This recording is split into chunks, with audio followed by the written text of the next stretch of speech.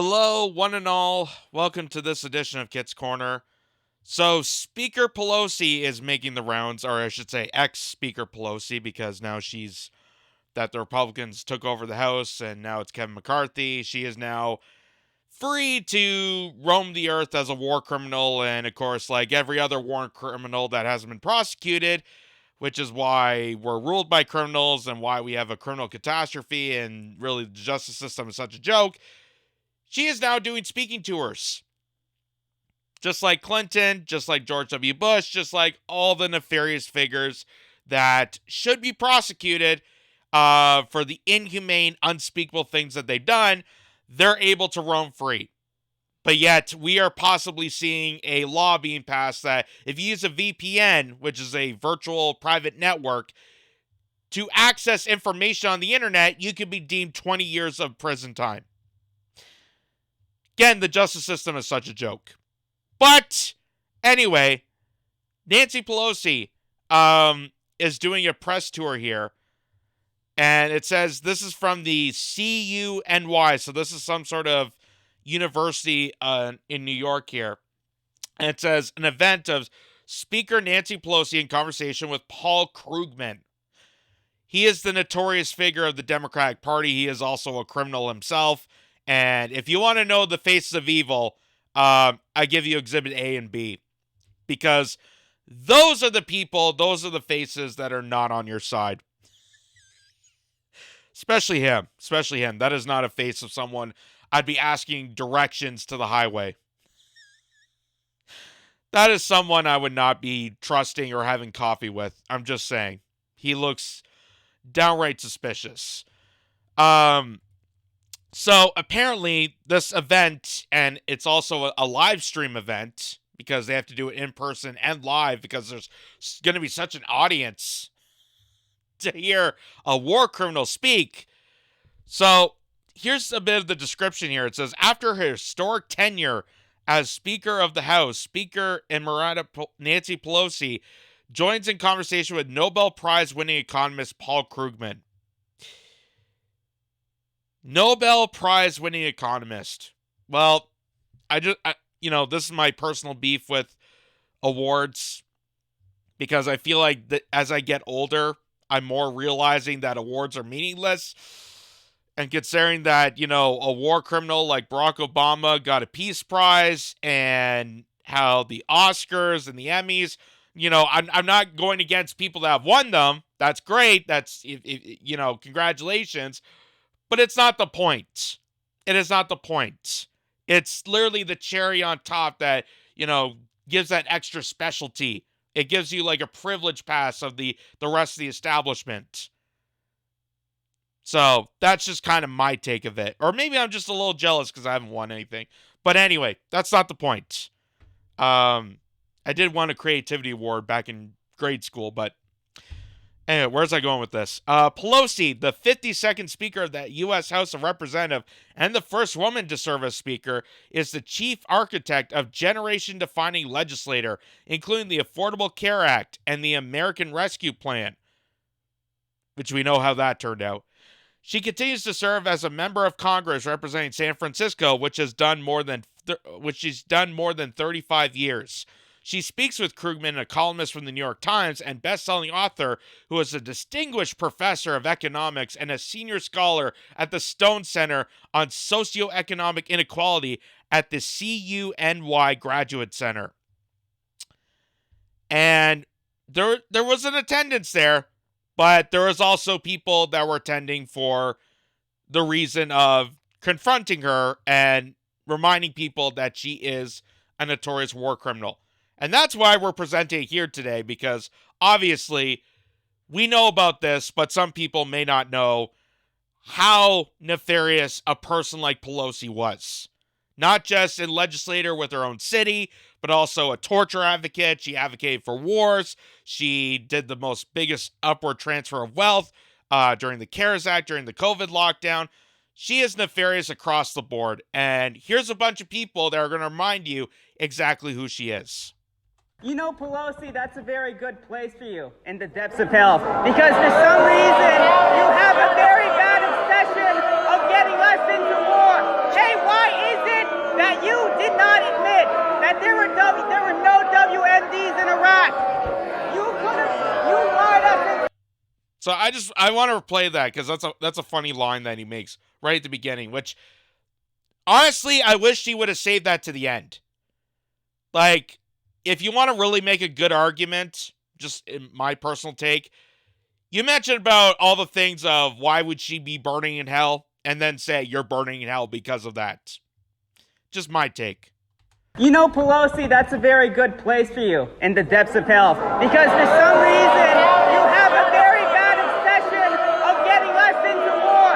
Hey, why is it that you did not admit that there were no WMDs in Iraq? You lied us into a war in Iraq. You got us into an invasion of Afghanistan. And you can see he's being dragged out by one of the ushers there. And there's a room full of people that are booing him. A room full of people that could easily look this on their phone. They could easily look this up. Thanks to the power of the internet and people that are speaking out and sharing this information, which is one of the reasons we're getting the Restrict Act, why they're trying to censor out all this information. Because back in the day, back when the Iraq War first started, it was harder to find all these nefarious lies. It was a lot harder back then, which made it easier for them to just hide away all the information we didn't know about at the time. But now, here we are, 2023, with the access of social media and, information, the Information Act. We're able to see the nefarious stuff unfolding and educate ourselves of who these people really are. They could easily do that. They're not willing to. They're rather tone policing this guy and saying that he's in bad faith because he's interrupting Miss Pelosi. And it's also ironic that they're all wearing masks, which is funny. Now over 90% of those people are impoverished and are dying. Why don't you tell the truth about Nord Stream? Why did we destroy Nord Stream? We're leaving millions of Germans without energy. You have a knack for getting us into war. People like you should be arrested. So this is why I've mentioned why the Trump, indictment and all the criminal acts that he's done is absolutely a joke. Because the people that are pointing the finger at Trump by saying he's a criminal are criminals themselves. We have a criminal cabal that's ruling over us. We have a bunch of criminals that are passing laws to decide on us. And we're getting the short end of the stick, and they're able to roam free. This is kind of why this whole entire, the judicial system needs to be reformed. There needs to be an investigation into all these administrations. And as Noam Chomsky even once said, if the actual international court and the Nuremberg laws were in effect, every single administration of the United States post-World War II would be investigated for heinous crimes, for war criminality, for international crimes. Every single administration. And all the people that played into it. Which anyone can look at on their phones. Anyone can easily pull it out, look it onto their phone or their tablet or whatever, look it on the internet, and find it out in the open that this guy is actually making sense. But you got a room full of Democratic loyal cultists who are donning the mask and booing this guy and tone policing him. Like, how dare you interrupt a war criminal as she's speaking? I'm sure they're going to write blogs about how this guy's a misogynist or something. But at least the good news is, and I forgot to mention this earlier, you don't need a Vax Pass to hear this lady talk.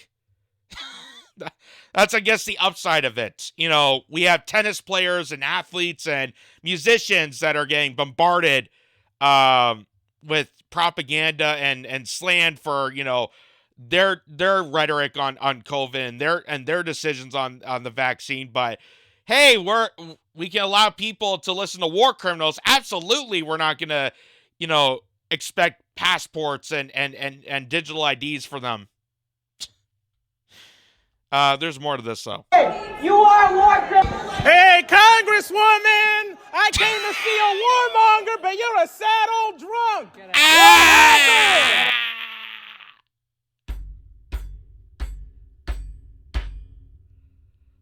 Oh my God, that's hilarious. Let me play that again because I kind of interrupted there. Let me play that again. You are a war criminal. Hey, Congresswoman, I came to see a warmonger, but you're a sad old drunk. What happened? When you went to Taiwan, were you looking for... Oh, man. So, ladies and gentlemen, that is Jose Vega, once again. And I am loving this guy. I'm loving this guy. I don't even know who he is. I know he's part of the LaRouche movement, and I kind of more interested into looking that up and figuring out exactly who this person was. But this guy has been touring around. He's from Brooklyn or somewhere in New York, and he's been calling out politicians left, right, and center, which is absolutely amazing and powerful. And I love the way that he delivers that line. Because it almost reminds me of the Shining movie. It reminds me of like Jack Nicholson if he said that line. Hey, Congress lady! I got some words for you, you sad old drunk. Beautiful. Absolutely beautiful. But I can't be too mean to her because, you know, who doesn't like having brandy and coffee liqueurs being smothered on ice cream in her $30,000 fridges? Well, the rest of the world's in lockdown. Remember that? She laughed about it with James Corden on the late night show. She laughed about how much ice cream she has in her refrigerators while there was people miles deep trying to get into a food bank because they're running out of food because they were told to lock down and survive it out. So, one more time, because that's hilarious. Congresswoman, I came to see a warmonger, but you're a sad old drunk. What happened? When you went to Taiwan, were you looking for Ukraine?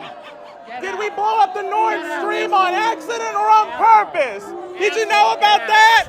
Aren't you supposed to be part of the indictment tomorrow?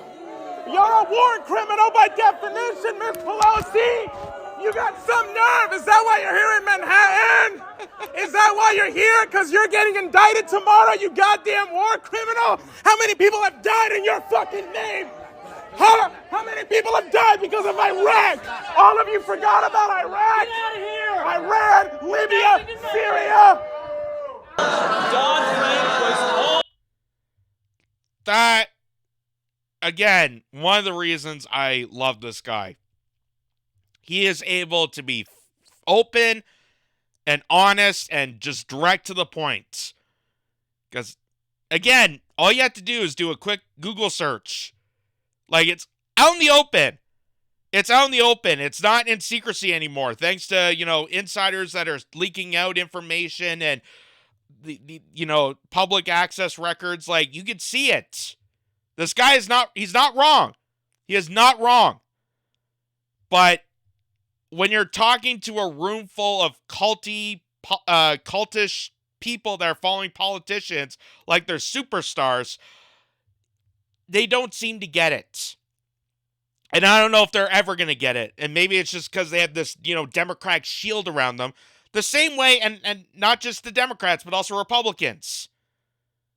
You have political cults of people that are just following the herd, going with the flow of the political parties, and thinking that the one side is better than the other side. When really, you're both fractions of the major problem. The entire establishment is pro-war. The entire establishment is anti-worker. So whether you vote for one side or the other, it doesn't make a difference. You're just part of a different breed of cult. You're still part of the problem. And these people are willing to step up and speak out. And they're being booed and called assholes. Literally, people are deeming these guys assholes for advocating for peace. Like, I don't... Tell me exactly why they're being assholes for calling this out. So here's this guy. Always never gonna work. If we don't deal with the 600 trillion in derivatives, then there's no chance for this economy. Don't you see it all failed? None of it worked. None of it worked. We need this legal. The Democrats that excuse.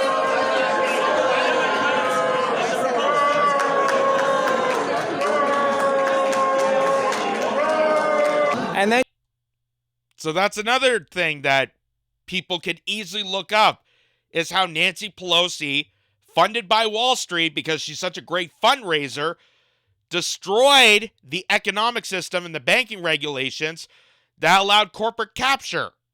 So now that we have the most upward transfer of wealth from the poorest Americans and people in poverty that need it the most to the most wealthiest Americans that already had the money in the first place and are getting incentives and takebacks from politicians that screw over workers. And anyone in that room could easily look that up. And that's what drives me crazy about all this, is that you're literally booing a person because they're talking loudly, but yet they're talking loudly about the things that are honest and true and accurate. And if you took 2 seconds to maybe look it up, hey, while this guy's talking, what is Dodd-Frank? Blah, blah, blah, blah. Oh, look at that. Nancy Pelosi did screw over the economy. Nancy Pelosi is a torture advocate. Nancy Pelosi is a notorious liar. Who would have thunk it? But then they would have to realize that they're in a cult. They've been brainwashed to believe that this political party is their savior, and have to realize that they need to get out of this cult. That's kind of the thing. when you land your plane in Taiwan, we want a war with China at the same time. We want to all have nuclear bombs dropped on our heads. We live in Manhattan. I have to ask you to leave. Thank you. By the way, Lyndon LaRouche is back in a big way, and I'm here on behalf of everybody who loves peace and not war with Russia and war with China and a new hot war with the East. Okay, so that was the video. That kind of freaked me out when I heard the beeps. I thought that was something I was doing. So there you go. It gives me hope. It literally gives me hope. And a lot of the times I feel like there is no hope. And it makes me angry. It makes me like emotional. That like you get that feeling where you just feel alone and you're helpless and nothing's gonna get done and you're just gonna have to deal with it and rough it out. But there's people that are actually willing to step up, and Jose Vega, whoever the other people are, I want to thank them so much for doing what they did there. And it makes me want to look at this LaRouche person, Lyndon LaRouche. I don't know much about the history or that, but it makes me want to learn more. If they're really an advocate for peace and anti-war and helping, the common worker, then I'll be on board with it. I want to know more. If they're also an advocate for, bringing healthcare and education and good jobs and infrastructure, then yes, I definitely want to look into it. But it's just amazing that only few people, and there's still people. I really can't believe that there's still some people that think they're progressive, that think they're, the outsiders, that are cheering Nancy Pelosi on. They were cheering Nancy Pelosi on because, Kevin McCarthy will become speaker, and if the Republicans get in, it's going to get even worse. So, in order to get out of being worse, we have to go even worse or exactly the same. Like, that's the thing. That's the thing that people need to realize. You got to get out of the duopoly. You need to get out of that thought. You need to get out of the political cults. Get outside of it and realize that it is a trap. There's a reason why there's only two parties, but they manufacture the same way as one. There's no way to vote out against Wall Street. There's no way to vote out against war. There's no way to vote out against anti-worker or union busting or anything like that. There's no way to vote any of that out because they're two peas of the same pod. And it just saddens me that the people that were, supposed to be this, anti-establishment heroes are kissing so much up to the Democratic establishment because they fear the Republicans more, and they're just playing into that trap as if they were part of the Democratic Party. It's absolutely insane. Whereas people, outside like Jose Vega and, people of the People's Party and like Jimmy Dore and Kim Iverson and independent thinkers like that, or myself even, like I can't really claim anything on this because I'm a Canadian, so we don't have Democrat or Republican, we just have liberal conservative, but it's the same context applies. So that's amazing. That's amazing. And I wish more people had the courage and stamina and stance to do exactly what they did there. And before you start booing them, like it's, your thought process immediately goes to booing them because you're trapped in this cult. Again, you're on your phone. You have it right there. Just take 2 seconds out of your day. Maybe fact check them. And then if they are wrong, then you can claim that they're, disrupting. But since you don't want to do the work yourself, since you don't want to educate yourselves and just go along with the flow, enjoy your little cults while people like Nancy Pelosi are screwing over you simultaneously. I don't know what else I could say.